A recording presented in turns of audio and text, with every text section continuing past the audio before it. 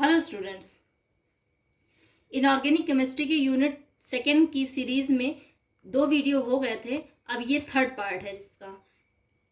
ये पूरी एक सीरीज आपकी चल रही है। यूनिट सेकेंड में हमने सीरीज जब बनाई थी तो first part, second part, third part 6 objective के अंतर्गत रखे थे। इसके अंदर हम लोग कोऑर्डिनेशन कंपाउंड चैप्टर कवर कर रहे थे और इसमें 6 ऑब्जेक्टिव मैंने रखे थे। उन 6 ऑब्जेक्टिव में फर्स्ट वीडियो और सेकेंड वीडियो में हम 4 ऑब्जेक्टिव हम लोगों ने कंप्लीट कर लिए थे।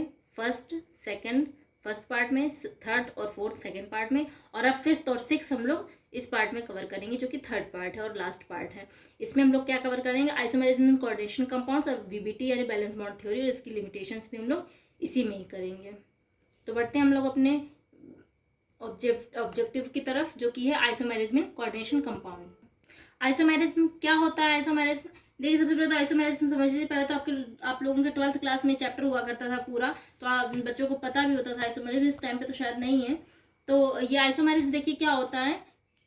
ऐसे यौगिक जिनके अणुसूत्र समान होते हैं लेकिन संरचना भिन्न होती है, मतलब उनके जो भौतिक और रासायनिक गुण होते हैं उनमें भिन्नता पाई जाती है, ऐसे यौगिक कहलाते हैं समावयवी यौगिक। और इस घटना को बोलते हैं हम लोग समावयवता। समावयवता कोऑर्डिनेशन कंपाउंड में 2 तरह की होती है, एक स्ट्रक्चरल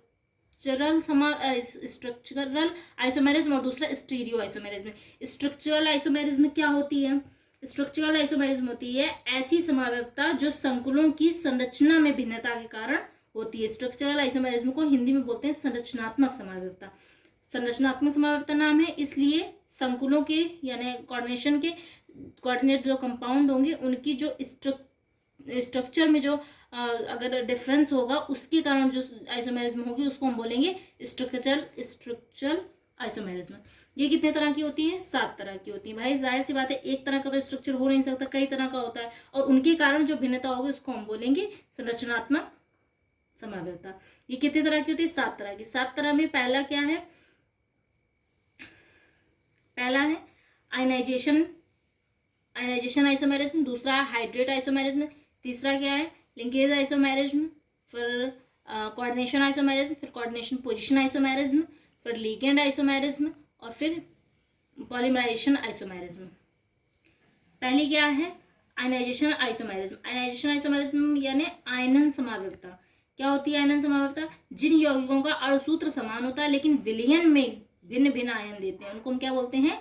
आयन समावयवता या आयनाइजेशन आइसोमेरिज्म। दूसरा क्या है? Hydrate isomerism. हाइड्रेट आइसोमेरिज्म क्या होता है? जिन संकुलों के उपसंयोजन क्षेत्र के अंदर जल के अणुओं की संख्या भिन्न भिन्न होती है उन्हें हाइड्रेट समावयवी कहते हैं। जल के अणुओं की संख्या भिन्न भिन्न मतलब क्या होगा?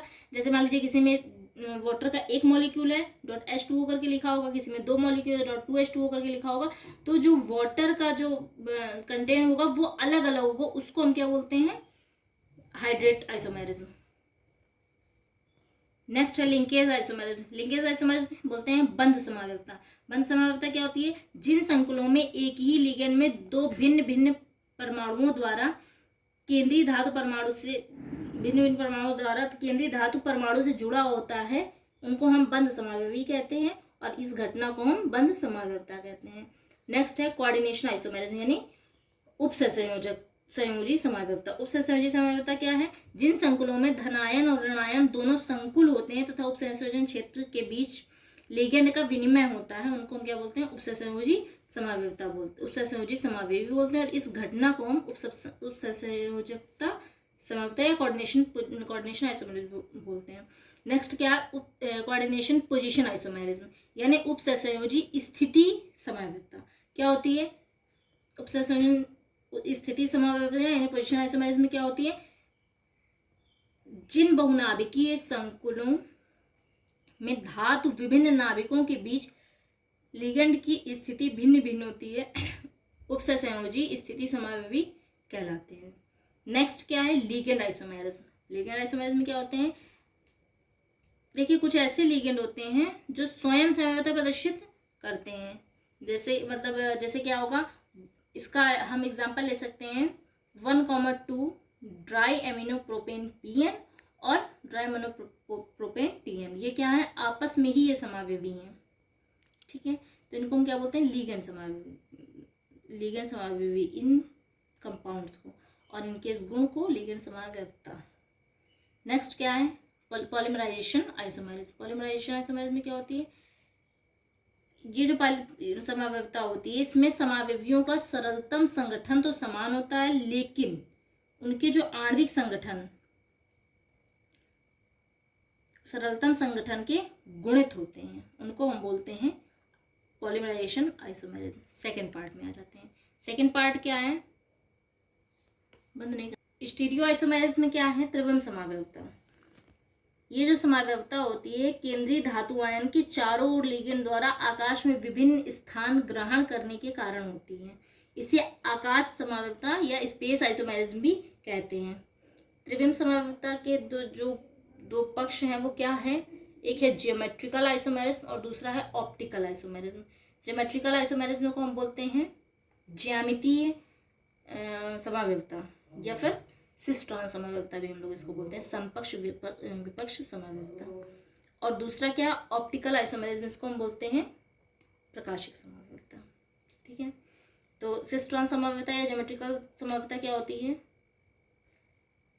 जिन संकुलों का सरलतम सूत्र समान होता है तथा केंद्रीय धातु आयन के चारों ओर लिगेंड की व्यवस्था में भिन्नता के कारण भौतिक एवं रासायनिक गुण भिन्न भिन्न हो जाते हैं, उसको हम ज्यामितीय समावयवी कहते हैं और इस घटना को हम ज्यामितीय समावयवता कहते हैं। नेक्स्ट क्या है, प्रकाशिक समावयवता या ऑप्टिकल आइसोमेरिज्म। प्रकाशिक समावयवता क्या होती है, ऑप्टिकल आइसोमेरिज्म, इसको हम दर्पण प्रतिबिंब समावयवता भी कहते हैं। देखिए, प्रकाशिक समावयवता ऐसे संकुलों द्वारा प्रदर्शित की जाती है जिनके अणसूत्र भौतिक एवं रासायनिक गुण तो समान होते हैं, परंतु समतल ध्रुवित प्रकाश के प्रति उनका व्यवहार भिन्न भिन्न होता है। इसको हम क्या बोलते हैं, प्रकाशिक समावयवता बोलते हैं। ये हो गया हमारा टॉपिक क्या, आइसोमेरिज्म। इसमें देखिए कई पार्ट वगैरह भी हैं, तो वो पार्ट इतने कम वीडियो में कवर करना थोड़ा सा मुश्किल होता है। वो पार्ट के लिए मैं एक अलग वीडियो बना के आप लोगों को दूंगी लास्ट में। नेक्स्ट आ जाता है हमारा टॉपिक वीबीटी यानी valence bond theory of transition metal complexes. Valence bond theory संयोजकता बंध सिद्धांत। ये सिद्धांत देखिए, इसका जो प्रतिपादन है वो एल पाउलिंग ने किया था 1931 में। 1931 में ये थ्योरी हमारी मतलब सिद्धांत के तौर पे एक्सेप्ट कर ली गई थी। वैसे तो ये उसका जो प्रतिपादन हो चुका था वो 1923 में ही हो चुका था। अब इसकी कुछ परिकल्पनाएं थी। क्या परिकल्पनाएं थी, देखिए, केंद्रीय धातु आयन में उनकी उपसंयोजी संख्या के बराबर अनेक रिक्त sp_d परमाणु कक्षाएं उपलब्ध होती है जो लिगेंड द्वारा प्रदत्त इलेक्ट्रॉन युग्म ग्रहण करके उपसंयोजी बंध बनाती हैं। दूसरी क्या परिकल्पना थी, केंद्रीय धातु आयन की रिक्त परमाणविक कक्ष के यानी sp_d जो भी हो परस्पर संकरित होकर समान संख्या में नई संकर कक्षकों का निर्माण करती हैं। इन रिक्त संकर कक्षकों की ऊर्जा समतुल्य होती है तथा ज्यामिति निश्चित होती है। नेक्स्ट क्या था इसका, नेक्स्ट जो पार्ट था वो है धातु परमाणु अथवा आयन की रिक्त संकर कक्षकें लिगेंड की इलेक्ट्रॉन युग्म युक्त सिग्मा कक्षकों के साथ अतिव्यापन करके लिगेंड बनाती हैं। इन बंधों को उपसंयोजी बंध कहते हैं। इसके बाद नेक्स्ट है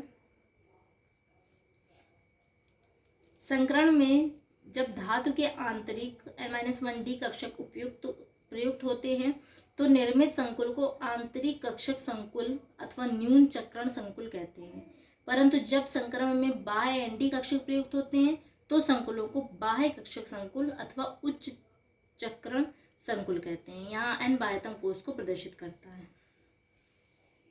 नेक्स्ट क्या है, नेक्स्ट है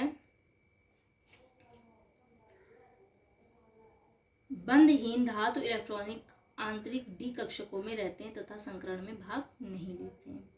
इसके बाद अगर संकुल में सभी इलेक्ट्रॉन युग्मित हों यानी पेयर्ड हों तो संकुल प्रतिचुंबकीय कहलाते हैं, और यदि अयुग्मित इलेक्ट्रॉन उपस्थित हो तो अनुचुंबकीय कहलाते हैं यानी पैरामैग्नेटिक। प्रतिचुंबकीय मतलब डायमैग्नेटिक। नेक्स्ट क्या है, नेक्स्ट है संकुल निर्माण में हुंड नियम का पालन दृढ़ता पूर्वक होता है। इलेक्ट्रॉनों के पुनर्वितरण एवं युग्मन द्वारा रिक्त कक्षकें संकरण के लिए उपलब्ध हो जाती हैं। देखिए इसमें क्या प्रॉफिट है, संयोजकता बंध सिद्धांत के आधार पर विभिन्न प्रकार के संकुलों का बनना समझाया जा सकता है। ठीक है, कैसे संकुल, जैसे अष्टफलकीय संकुल हो गए, इस तरह के संकुल समझाना सरल हो जाता है। अष्टफलकी भी हैं, चतुष्फलकीय भी हैं। ठीक है, नेक्स्ट आ जाता है आपका VBT, sorry limitations of VBT, यानी जो संयोजकता बंध सिद्धांत है उसकी क्या लिमिटेशंस हैं इसकी। देखिए, जब भी D1, D2, D3 या फिर D9 विन्यास वाले धातु आयन अष्टफलकीय, चतुष्फलकीय तथा वर्ग समतलीय संकुल बनाते हैं तथा उनमें अयुग्मित इलेक्ट्रॉनों की संख्या समान होती है, इसी प्रकार D1 से D9 तक के सभी धातु आयनों के बाह्य कक्षक संकुलों में भी अयुग्मित इलेक्ट्रॉन की संख्या समान होती है। अतः केवल अयुग्मित इलेक्ट्रॉनों की संख्या के आधार पर संकुलों में भेद नहीं किया जा सकता है। इसके बाद नेक्स्ट लिमिटेशन क्या है, ये जो सिद्धांत है कुछ धातु आयन संकुल के निर्माण का स्पष्टीकरण प्रस्तुत नहीं कर पाता है, जैसे कि Cu2+ आयन में DsP2 संकरण के लिए 3D कक्षक से एक इलेक्ट्रॉन उत्तेजित होकर 4p कक्षक में चला जाता है। मतलब इस अतः क्या हुआ, इसका मतलब कि Cu2- आयन का ऑक्सीकरण Cu3+ आयन में हो जाना चाहिए, जो संभव नहीं होता है। नेक्स्ट क्या होता है, नेक्स्ट लिमिटेशन ये है कि संकुल निर्माण में एक ही धातु आयन भिन्न भिन्न ज्यामिति प्रदर्शित करता है, जैसे D8 विन्यास वाले धातु आयन वर्ग समतलीय एवं चतुष्फलकीय ज्यामिति वाले संकुलों का निर्माण करते हैं।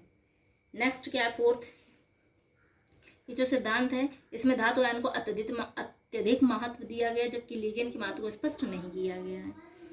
ये जो सिद्धांत है इसमें धातु के चुंबकीय गुणों की परिमाणात्मक यानी क्वांटिटेटिव व्याख्या करने में असफल रहा है। ये सिद्धांत अभिक्रिया की दर तथा क्रियाविधि के विषय में कोई सूचना नहीं देता है। ये सिद्धांत जो है ये संकुलों के ऊष्मागतिकी गुणों की व्याख्या करने में असफल था और वर्णक्रम की भी व्याख्या इससे नहीं हो पाई। ये संकुल के ताप आश्रित अनुचुंबकत्व की व्याख्या नहीं करता है। यह सिद्धांत संकुलों के स्थायित्व की व्याख्या नहीं करता है। वीबीटी आंतरिक कक्षक तथा बाह्य कक्षक दोनों प्रकार के संकुलों के बनने का समुचित स्पष्टीकरण नहीं करता है। ये हो गए हमारे लिमिटेशंस ऑफ वीबीटी। हम लोगों ने पूरे के पूरे 6 ऑब्जेक्टिव कवर कर लिए। कोऑर्डिनेशन कंपाउंड हम लोगों का कवर हो गया है। अब इसके नोट्स, इसके क्वेश्चंस सॉल्व करना आप लोगों की जिम्मेदारी है। मैं ये उम्मीद करती हूँ कि आप लोग ये जिम्मेदारी अच्छे से निभाएंगे। Thank you class.